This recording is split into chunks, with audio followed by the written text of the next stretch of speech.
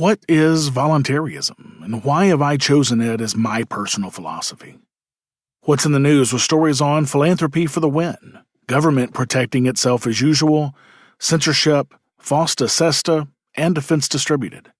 And finally, an Ancap App segment on the Ghost Gunner app and machine that allows you to legally make guns at your home without the government being involved at all. This episode is brought to you by ZenCash, a cryptocurrency that infuses privacy, anonymity, and security done right. Also brought to you by Free Talk Live, providing you with fresh, pro-liberty content 7 days a week on more than 180 radio stations across the country. Welcome to The Lava Flow, channeling the flow of information to the libertarian, anarcho-capitalist, voluntarist, and agorist community. Find us at thelavaflow.com. Here's your host, Roger Paxton.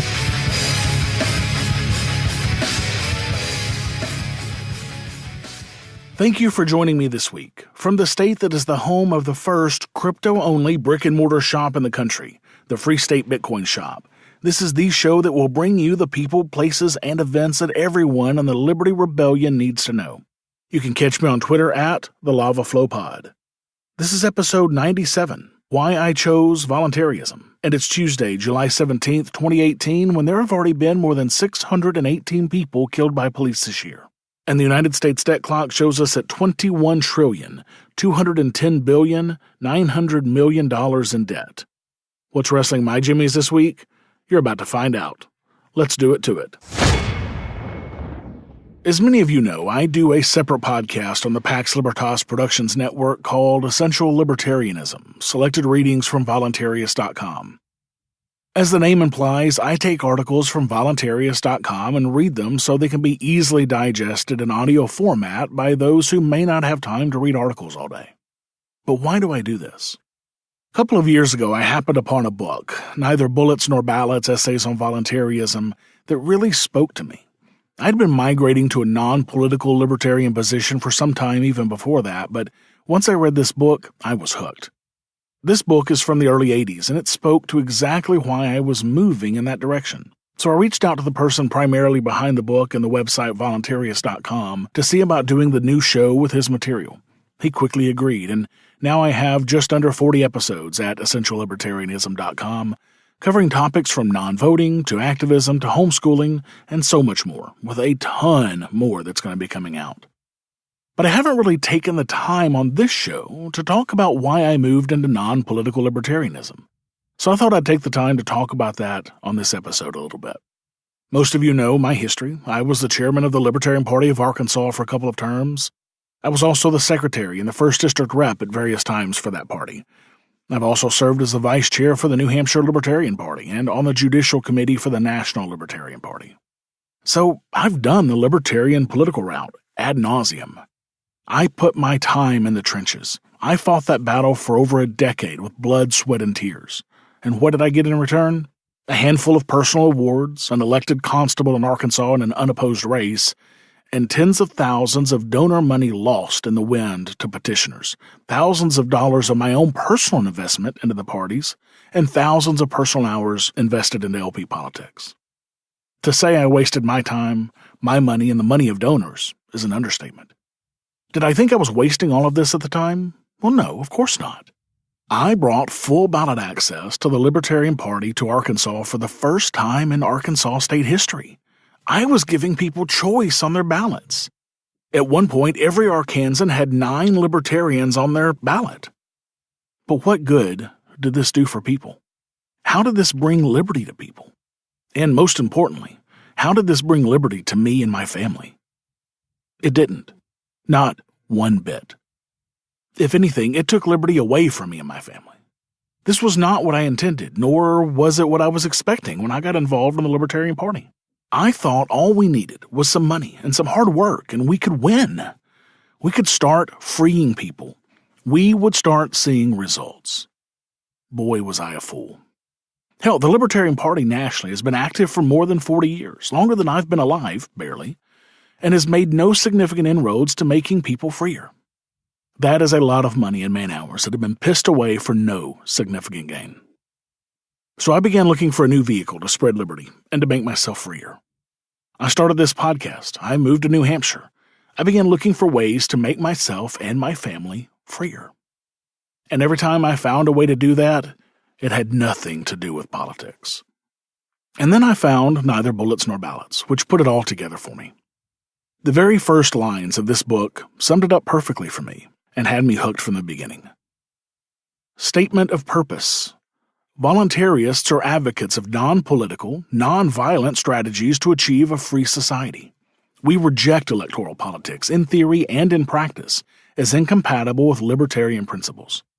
Governments must cloak their actions in an aura of moral legitimacy in order to sustain their power, and political methods invariably strengthen that legitimacy. Voluntarists instead seek to delegitimize the state through education, and we advocate withdrawal of the cooperation and tacit consent on which state power ultimately depends. Now, as you can imagine, this is not particularly popular with the political libertarian crowd. But what surprised me the most is how little popularity there was among the anarchist crowd for this, not only in New Hampshire but around the country. So I've been forced to learn that there are not just two types of libertarians, the minarchists and anarchists in the liberty movement. There are really three distinct types of libertarians. There are the classic minarchists who call themselves libertarians, but find it difficult to envisage a world where the government isn't involved in one or two things. Typically, these one or two things involve either the courts, police, fire departments, military, or something similar. This is perhaps the most common libertarian, and this is the stage many anarchists, including myself, were at one point. The minarchist is usually a very political person who involves themselves in electoral politics as their vehicle of choice for bringing about more liberty. There are then the anarchists, which I have found can be broken down even further. There is the political anarchist, those anarchists who see no issue with being anti-state while working within the state apparatus to try to bring about liberty. These anarchists will involve themselves in electoral politics, either within state and national political parties as volunteers and board members, or even running for the very government offices that they believe should not exist. I spent some time as a political anarchist myself. And finally, there is the non-political anarchist. I'd love to be able to use a term like voluntarist for this, because I believe the history and the definition of the word voluntarist fits this type of libertarian perfectly. However, at a dinner put on by the New Hampshire Liberty Alliance that I attended this past weekend, there was an award for the Legislator of the Year. I was very, very surprised and even shocked to see that the winner of this award walked up to the microphone wearing a voluntarist lapel pin on his jacket. This is an elected New Hampshire state representative who claims, apparently, to follow a non-political anarchist philosophy that believes in voluntary interactions for everything. This was very confusing for me. However, I own this exact same pin that he was wearing, which is how I recognized it so easily. And I've worn this pin to the last two Libertarian Party of New Hampshire state conventions. Does that make me a hypocrite? I don't think so, but maybe. The only reason I started with the Libertarian Party of New Hampshire was to help a couple of friends of mine get the party started, so to speak. I moved to New Hampshire to get away from party politics. But the party here had been dead for some time, and, well, like it or not, I have a reputation for taking a party that had once been dead for a while and helping rejuvenate it. While I was already completely done with politics, I wanted to help my friends, so I did. And we took what was a dead party and turned it completely around, and I'm proud of that. Now, the party is left in good hands and is still going strong.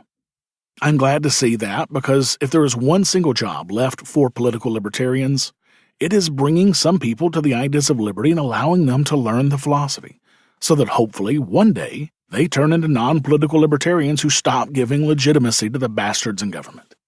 Many voluntarists, including this one, started in politics, first as a neocon Republican, then as a statist member of the LP, and now as a voluntarist. So I want to take the rest of this segment and read you a highly abridged version of the introduction to Neither Bullets Nor Ballots.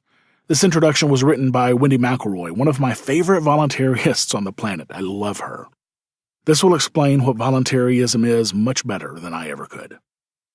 The voluntarist seeks to reclaim the anti-political heritage of libertarianism.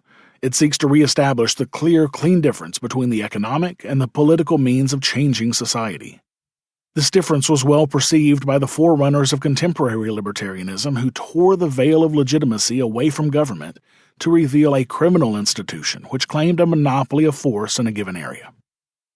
Accordingly, early libertarians, such as Benjamin Tucker, maintained that one could no more attack government by electing politicians than one could prevent crime by becoming a criminal. Although he did not question the sincerity of political anarchists, he described them as enemies of liberty. Those who distrust her as a means of progress, believing in her only as an end to be obtained by first trampling upon, violating, and outraging her. This rejection of the political process, by which I mean electoral politics, was a moral one, based on the insight that no one has the right to a position of power over others, and that any man who seeks such an office, however honorable his intention, is seeking to join a criminal band. Somewhere in the history of libertarianism, this rejection of the state has been eroded to the point that anarchists are now aspiring politicians and can hear the words anarchist senator without flinching. No longer is libertarianism directed against the positions of power, against the offices through which the state is manifested. The modern message, complete with straw hats, campaign rhetoric, and strategic evasion, is, elect my man to office, as if it were the man disgracing the office and not the other way around. Those who point out that no one has the right to such a position, that such power is anathema to the conception of rights itself, are dismissed as negative, reactionary, or crackpot. They are subject to ad hominem attacks, which divert attention from the substantive issues being raised, the issues which will be discussed in the Voluntarist. As voluntarists, we reject the Libertarian Party on the same level and for the same reason we reject any other political party. The rejection is not based on incidental evasions or corruption of principle, which inevitably occur within politics. It is based on the conviction that to oppose the state, one must oppose the specific instances of the state, or else one's opposition is toward a vague, floating abstraction and never has practical application. Political offices are the state. By becoming politicians, libertarians legitimize and perpetuate the office. They legitimize and perpetuate the state. If libertarianism has a future, it is as the movement which takes a principled, resounding stance against the state. Those who embrace political office hinder the efforts of voluntarists who are attempting to throw off this institution of force. It is common for libertarians to view anarchism and minarchism as two trains going down the same track. Minarchism simply stops a little before anarchism's destination. This is a mistaken notion. The destination of anarchism is different from and antagonistic to the destination of minarchism. The theory and the emotional commitment are different. Murray Rothbard captured the emotional difference by asking his famous question in Libertarian Forum, "Do you hate the state?" Voluntarists respond with an immediate, heartfelt yes. Minarchists give reserved, qualified agreement, all the while explaining the alleged distinction between a government and a state. Political anarchists are in the gray realm of agreeing heartily in words to principles which their actions contradict. It is time to have the differences between voluntarism and political libertarianism clearly expressed and for non-political alternatives to be pursued. It is time for the voluntarists. I could not agree more with Wendy on this. I hope to spend more time in future episodes of this show talking about more non-political means of gaining liberty, personal liberty. I've personally gained more liberty for myself and my family in the short time that I've been a non-political libertarian than in the more than a decade that I spent as a political libertarian, and I would not go back for anything. And I want to help others along that path to more liberty as well. The Free State Project's motto is liberty in our lifetimes, and I have truly embraced this motto for myself. Do not fear. This show will not be changing much at all. Only some of the items that I select for news or segments will change slightly. I also do plan to bring some nuggets that I've learned from other sources to you as well. Many of those sources can already be found at essentiallibertarianism.com/books if you're interested in looking through them or even purchasing them. And if you do, I get a couple of bucks every book that you buy, and it doesn't increase your price at all. So you can check that out again at essentiallibertarianism.com/books. And this is basically a list of some of the non-political libertarian books that helped me get to this point. And I want to leave you with a couple more nuggets that have really helped shape my transition over the last couple of years or so. The first is a quote from Gandhi that when I first read it several years ago, I thought it was a bit nuts. Then as I progressed further on this path, I fell in love with it a couple of years ago. Then when I found the quote yet again as a major part of the works of Voluntaryist.com, I knew that I was finally in the right place. This quote is from Gandhi, and it says, "If one takes care of the means, the end will take care of itself." Now, I'm going to explain actually more about this specific quote in a future segment of this show, so definitely be sure to tune in and hear that one in a few weeks. And finally, this quote that is often attributed to Confucius really speaks not only to the reason I do this show, but the reason I do lots of things these days. If your plan is for 1 year, plant rice. For 10 years, plant trees. For 100 years, educate men. You know, it's my hope that this podcast is a place that helps to educate men, women, and children. And as long as I feel that that's the case, I'm going to continue to do it. Have you subscribed to the Lava Flow on iTunes or any mobile device yet? Then what's wrong with you? Go to thelavaflow.com/subscribe so you don't miss a minute of the show. And while you're subscribing, make sure to leave me a 5-star rating and review the show to help others find our podcast. thelavaflow.com/subscribe. This is Chris Spangle, and I am the host of We Are Libertarians, which you can find in iTunes, Google Play, or at wearelibertarians.com. We are a podcast that brings you all of the irreverence that modern politics deserves by examining current events from a libertarian perspective. So please, check us out at wearelibertarians.com. What's in the news? The news you need to know from a libertarian perspective. In Philanthropy for the Win news, love him or hate him, and I understand both sides of that argument, Elon Musk announced on Twitter that he will fund fixing the remaining homes in Flint, Michigan that are still without safe and clean running water. The public health crisis has raged since 2014 when the town changed water sources as a cost-savings measure. In the years since, skyrocketing water costs and a host of health problems for residents of the country's third most segregated city have been the result. Musk's tweet reads, "Please consider this a commitment that I will fund fixing the water in any house in Flint that has water contamination above FDA levels." No kidding. Most of the water in Flint is up to government standards according to PolitiFact's latest ruling on the matter, but there are still homes whose lead contamination remains above FDA-approved levels. Musk plans to organize a weekend in Flint to add filters to those homes. I just love this. The government has had plenty of time to resolve this issue that they created 100%. And they've not. So Elon is going to finish it for them, out of his own pocket. Good for him. But without the government, who would pollute the water and not be able to provide clean water to people years later? In the Government Protects Itself news, a federal court has ruled that Transportation Security Administration, TSA screeners, cannot be held liable for abuse claims under the Federal Tort Claims Act, the FTCA. What the actual fuck? The Third U.S. Circuit Court of Appeals upheld a dismissal of a lawsuit filed against the TSA. In a 2-1 ruling, the Third Circuit said TSA officers are immune to abuse claims from passengers. The court reasoned that agency employees are not classified as investigative or law enforcement officers under the FTCA, which is the law that enables people to file claims against federal employees. In his dissent, Judge Thomas Ambrose argued that the FTCA's definition of investigative or law enforcement officers includes people with the legal authority to carry out searches looking for violations of the law. Ambrose also noted that it will now be very difficult for victims of TSA abuse to get the justice they deserve. He wrote, "By analogizing TSA searches to routine administrative inspections, my colleagues preclude victims of TSA abuses from obtaining any meaningful remedy for a variety of intentional tort claims."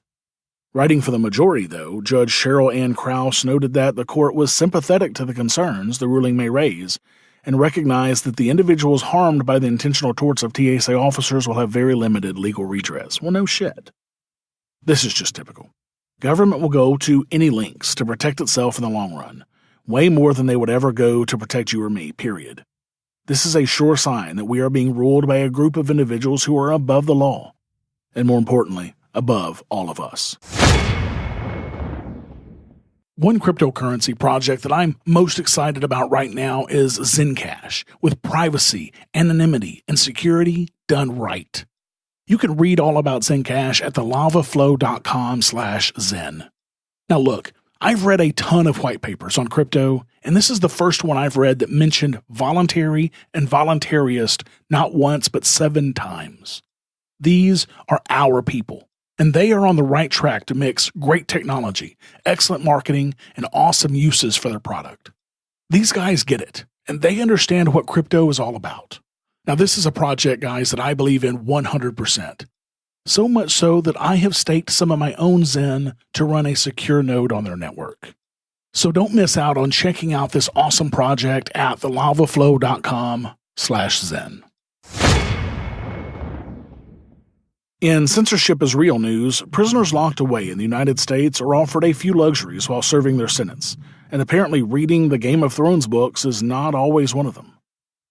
You would think it would be banned because of the gratuitous violence, but apparently, at least one prison had a different reason for banning the books.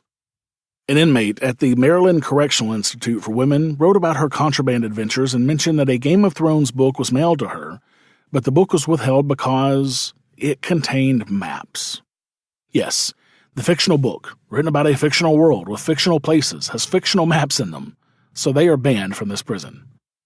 This is just insanity and typical of government. They can decide for any reason or no reason at all in a lot of cases to dictate what they want. Just because this is a prison means nothing. I mean, look at the things they've banned you and me from doing or owning in the free market. Cannabis is only a single high-profile banned item in still many parts of the U.S., but did you know that it's illegal to import haggis into the U.S.? And even New Hampshire has banned the importation of wolves into the state. But back to the prison contraband story. The author said, a Game of Thrones book was withheld because it contained maps. Maps are contraband. I guess I won't be escaping to Westeros. Other things that have been denied this prisoner from her mail have been pictures of her daughter's wedding reception. Why? Because alcoholic drinks were shown. Alcohol is forbidden in the prison. Are you serious? She once received a Bible with the bookmarks cut out because ribbons are contraband. After sending a donation to the Arbor Day Foundation, a letter response from the foundation was withheld for the reason that trees are contraband. The foundation, as a thank you, had sent the prisoner a seedling in return. I shit you not. In No Shit Sherlock news, more police are admitting that FOSTA SESTA has made it much more difficult to catch pimps and traffickers. Now, as I've said on this show in the past, it was clear that SESTA FOSTA laws would make it much more difficult to catch people who are committing actual violence and sex crimes, such as human traffickers. Well, finally law enforcement officers are catching on to the same thing. In Indianapolis, the police have just arrested their first pimp in 2018, and it involved an undercover cop actually being approached by the pimp. The reporter asked why there have been so few such arrests this year. The police point the finger right at the shutdown of Backpage. The cases, according to Sergeant John Daggy, an undercover officer with IMPD's Vice Unit, have just dried up. The reason for that is pretty simple. The feds closed police's best source of leads, the online personal site Backpage, earlier this year. We've been a little bit blindsided lately because they shut Backpage down, Daggy said. I get the reasoning behind it and the ethics behind it, however, it has blinded us. We used to look at Backpage as a trap for human traffickers and pimps. So these laws have been successful in shutting down tools that were actually catching violent offenders, while allowing nonviolent sex between consenting adults to continue. The Backpage was an incredibly useful tool for police to find human traffickers and pimps, and thanks to do-gooders insisting that Backpage was to blame, now Backpage is gone, and the police can't find the traffickers and pimps anymore. Even Sergeant Daggy admits that he used to complain about Backpage and then realized how useful it was as a police tool. Shortly after Indianapolis hosted the Super Bowl, Daggy was invited to give a presentation at the Conference of Attorneys General. He said, I was bad-mouthing Backpage big time because, we were getting all of our arrests off there. We made over 60 arrests and caught 4 human trafficking cases during the Super Bowl. After he presented, Daggy says the website's lawyer came up to speak to him. Daggy said, she came up to me and said, if we shut down, the ads will go offshore and someone else will pick them up.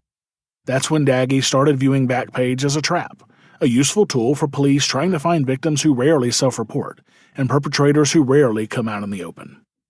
This is exactly what happens when you shove something into the black market, even more, by creating laws that keep these things out of the light of day. Trying to equate 2 voluntary adults with buying and selling sex among themselves with human trafficking and the like has shut down valuable tools in the battle to stop actual violent crimes and made prostitution for everybody much more dangerous than it has been in a very long time. One of the largest reaching liberty programs today is Free Talk Live, with a 3-hour radio program 7 nights a week on more than 180 radio stations across the country. They are so influential on talk radio that they are the number 27 radio program in the country, according to Talkers Magazine. They also have a daily podcast that's been voted Best Political Podcast 5 times by podcastawards.com. The hosts of Free Talk Live are street preachers for the ideas of liberty. They take the message of peace, liberty, and cryptocurrency to the masses on the radio, where they are not preaching to the choir. You can listen via podcast or live via audio streaming or the Twitch or YouTube channels at freetalklive.com. I listen to their podcast myself every single morning when I get up to get a fresh perspective on news and very, very strong libertarian perspectives. Make sure to add them to your feed at freetalklive.com. In Thank You Government news, wow, isn't the government gracious? As Harry Brown once said, the government is good at one thing and knows how to break your legs and then hand you a crutch and say, see, if it weren't for the government, you wouldn't be able to walk. This is certainly the case for Cody Wilson and Defense Distributed. The Justice Department has reached a settlement with the Second Amendment Foundation and Defense Distributed, a collective that organizes, promotes, and distributes technologies to help home gun makers.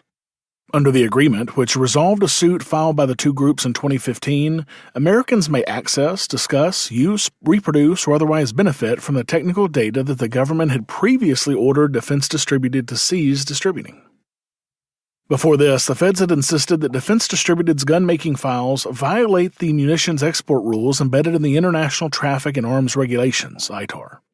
Defense Distributed's suit claims that this was censorship of plaintiff's speech, since the files in question consist of computer code and thus counted as expression. It also argued that the ad hoc, informal, and arbitrary manner in which that scheme is applied violates the First, Second, and Fifth Amendments. The second, because the information in the computer files implicates weapons possessor rights. In what is a very unusual move in ITAR actions, the government will pay more than $39,000 of the plaintiff's legal administrative fees. Cody Wilson, chief of the Defense Distributed Company, tells Wired that this is only about 10% of what they've actually spent, though.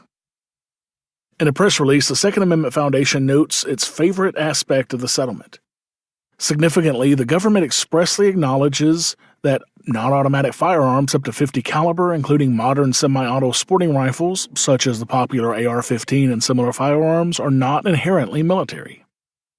SAF founder and executive vice president Alan M. Gottlieb says, not only is this a First Amendment victory for free speech, it also is a devastating blow to the gun prohibition lobby. For years, anti-gunners have contended that modern semi-automatic sport utility rifles are so-called weapons of war, and with this settlement, the government has acknowledged they are nothing of the sort. Gottlieb continued, under this settlement, the government will draft and pursue regulatory amendments that eliminate ITAR control over the technical information at the center of this case. They will transfer export jurisdiction to the Commerce Department, which does not impose prior restraint on public speech. That will allow Defense Distributed and SAF to publish information about 3D technology. Since this is a settlement and not a victory on the merits in court, the government is still officially insisting their actions did not violate any rights, of course. But an optimistic Alan Gura, one of the lawyers on the plaintiff's side, thinks that the courts might remember this episode the next time the government offers up a spurious national security claim. This is fantastic news for liberty, to be sure. I personally wish they had not settled and taken this all the way to court to be decided on the merits, but I can't fault these organizations and Cody Wilson for taking this as a win after they have spent hundreds of thousands of dollars on this case. Congratulations are in order to Defense Distributed and the Second Amendment Foundation. Thanks for all your hard work, guys. Exercise your free market muscles by going to thelavaflow.com/support and giving a per episode donation of as little as $1 an episode. Or use Bitcoin. Get exclusive content, rewards, and help the Lava Flow become fiscally neutral while providing you more content. thelavaflow.com/support. It's time to shake up your podcast feed, folks, by subscribing to Lions of Liberty, the only libertarian variety show out there. Spend Mondays with me, Mark Claire, as I feature in-depth interviews with great names in the libertarian community and fun roundtable discussions. Electric Liberty Land with me, Brian McWilliams, every Wednesday, your weekly dose of comedy, culture, and liberty. And Felony Fridays with me, John Odermatt, where I expose injustice in the broken criminal justice system. Find us on iTunes, Stitcher, and at lionsofliberty.com.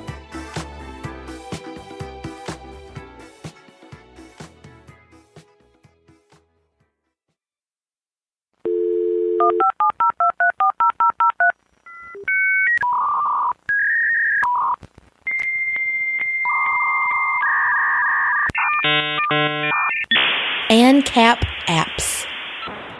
Speaking of Cody Wilson and Defense Distributed, a project that I've been following for a long time came to mind to talk about for a new Ancap App segment this week. I'm speaking of the Ghost Gunner product that Defense Distributed sells, which allows you to construct fully functioning rifles and handguns from the comfort of your own home, using a simple software application connected to a small personal CNC machine. This thing is just genius, folks.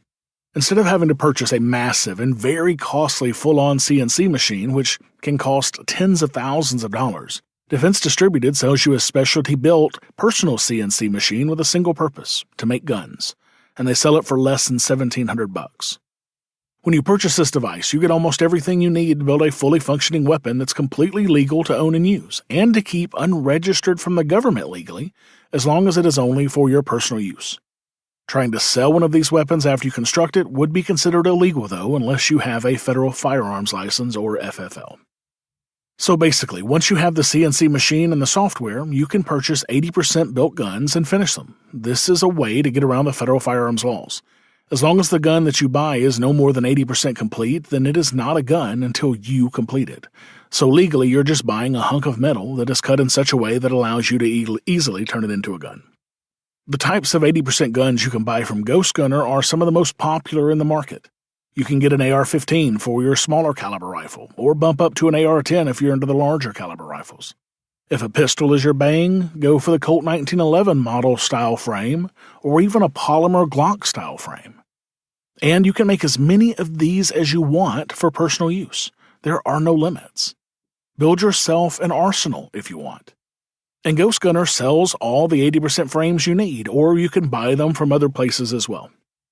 As you guys know, I try to stay off the government radar as much as I possibly can, and I always recommend that you do that as well.